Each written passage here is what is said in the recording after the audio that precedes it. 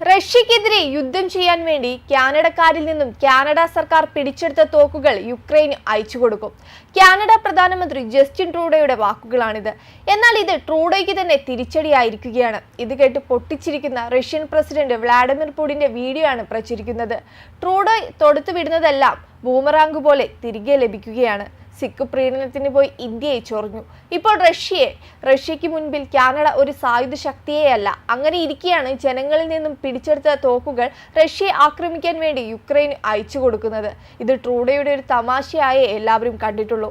അതേസമയം അമേരിക്കയും കാനഡയെ തഴഞ്ഞ മട്ടാണ്. തങ്ങൾ ചുമത്തുന്ന തീരുവ താങ്ങാനാകില്ലെങ്കിൽ കാനഡ അമേരിക്കയിൽ ലയിക്കണമെന്ന് നിയുക്ത US പ്രസിഡന്റ് ഡൊണാൾഡ് ട്രംപ് കഴിഞ്ഞ ദിവസം അറിയിച്ചിരുന്നു. കാനഡയുടെ ഉൽപ്പന്നങ്ങൾക്ക് 25% നികുതി ചുമത്തുമെന്ന് ട്രംപ് പ്രഖ്യാപിച്ചിരുന്നു. ഇത് തങ്ങളുടെ സമ്പദ്ഘടനയെ തകർക്കുമെന്ന് ട്രൂഡോ ചൂണ്ടിക്കാട്ടിയപ്പോഴായിരുന്നു കാനഡയ്ക്ക് അമേരിക്കയുടെ 51ാമത്തെ സംസ്ഥാനമാകാമെന്ന് ട്രംപ് സൂചിപ്പിച്ചതെന്ന് റിപ്പോർട്ടുകൾ പുറത്തുവന്നത്. ട്രംപിന്റെ നികുതി പ്രഖ്യാപനത്തിന് പിന്നാലെയായിരുന്നു ട്രൂഡോ നേരിട്ട് അദ്ദേഹത്തെ കാണാനെത്തിയത്. അമേരിക്കയിലേക്കുള്ള അനധികൃത കുടിയേറ്റവും നിയമവിരുദ്ധമായ ലഹരിക്കടത്തും തടയുന്നതിൽ വീഴ്ച വരുത്തിയെന്ന് ആരോപിച്ചായിരുന്നു കാനഡ മെക്സിക്കോ ചരക്കുകൾക്ക് 25% തീരുവ ചുമത്തുമെന്ന് ട്രംപ് മുന്നറിയിപ്പ് നൽകിയത്. ജനുവരി 20-ന് പുതിയ US പ്രസിഡന്റായി അധികാരമേൽക്കുന്ന ആദ്യ ദിവസം തന്നെ നികുതി പ്രഖ്യാപനം ഉണ്ടാകുമെന്നും അദ്ദേഹം വ്യക്തമാക്കിയിരുന്നു. ഇതിന് പിന്നാലെ ഫ്ലോറിഡയിലെ പാം ബീച്ചിലുള്ള ട്രംപിന്റെ ഗോൾഫ് റിസോർട്ടിൽ നേരിട്ടെത്തുകയായിരുന്നു ട്രൂഡോ. അതിർത്തി പ്രശ്നങ്ങളും വ്യാപാര കുടിശ്ശികയും തീർത്തില്ലെങ്കിൽ നേരത്തെ പ്രഖ്യാപിച്ച പോലെ കാനഡയുടെ ചരക്കുകൾ വൻ നികുതി ചുമത്തുമെന്ന് ട്രംപ് കൂടിക്കാഴ്ചയിലും ആവർത്തിച്ചു. എന്നാൽ ഇത്തരമൊരു നടപടി കനേഡിയൻ സമ്പദ്ഘടനയെ പൂർണ്ണമായും തകർക്കുമെന്നും നികുതി നീക്കം ഉപേക്ഷിക്കണമെന്നും ട്രൂഡോ അപേക്ഷിച്ചു. ഇതോടെ ട്രംപ് സ്വരം മാറ്റി. $100 ബില്യൺ അമേരിക്കയിൽ നിന്ന് കൊള്ളയടിക്കാതെ തങ്ങളുടെ രാജ്യത്തിന് അതിജീവിക്കാൻ കഴിയില്ലേ എന്ന് റിപ്പബ്ലിക്കൻ പാർട്ടി നേതാവ് ട്രൂഡോയോട് ചോദിച്ചു. അങ്ങനെയെങ്കിൽ 51ാമത്തെ സംസ്ഥാനമായി കാനഡ അമേരിക്കയ്ക്കൊപ്പം ചേരണമെന്നും ട്രൂഡോയ്ക്ക് വേണമെങ്കിൽ അവിടെ ഗവർണർ ആകാമെന്നും അദ്ദേഹം പറഞ്ഞു.